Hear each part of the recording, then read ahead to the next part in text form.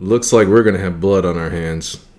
Ah, ya done pick me, bumbleclot. Ya be finally getting to the good stuff.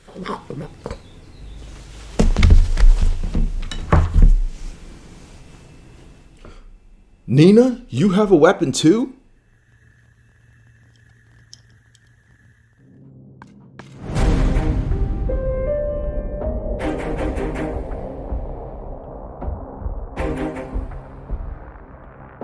It's time to start the body count. But who gets the axe? Everybody. Well, I'm afraid it's not that simple, my friend. Some authors dread this moment where they have to kill their creations. Others, like myself, feel nothing but the recoil. In horror writing, and some other genres, death should be used tactically. Even when it doesn't seem that way, you have to decide who dies. No, Plague Dog, we can't kill everyone. We have to leave some characters behind for the novel. Anyways, for instance, a death can be used as a show of power, right? The villain just arrived on the scene, means business, but we don't want to just say, hey, he's tough and should be feared. An example needs to be made, like the first day of prison. Cue some other types of deaths that could be utilized with this one. The tragic death. The tragic death is usually one of the more powerful tools in our genre.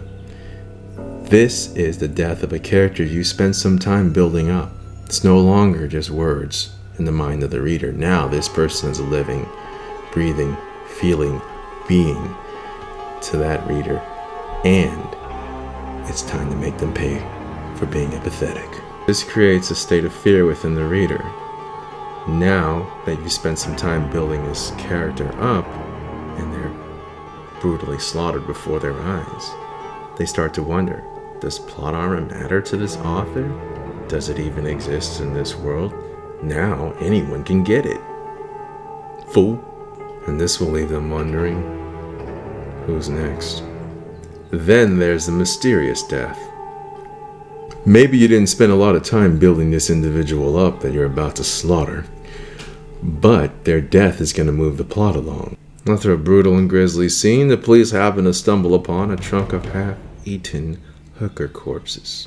And after a thorough investigation and autopsy, the police discover that all of those corpses are missing their vital organs, which seem to have been gnawed off or sawed away.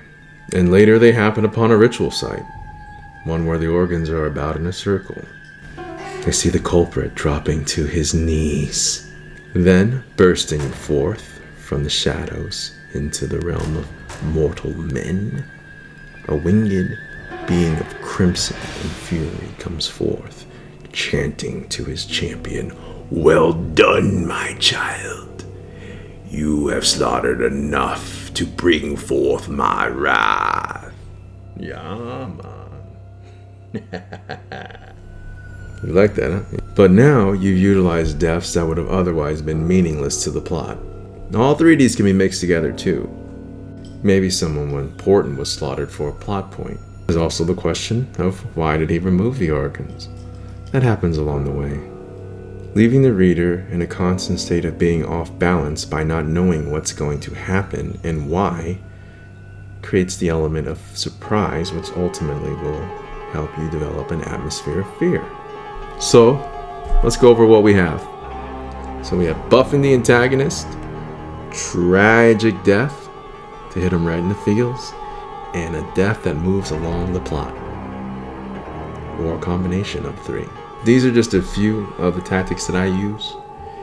I'm sure other authors have them in their tricks, but we're going to go over more advanced tactics in future installments of the Chop Shop. I hope these examples help you generate some ideas for your own work, and I wish you the best of luck, friend. Take care.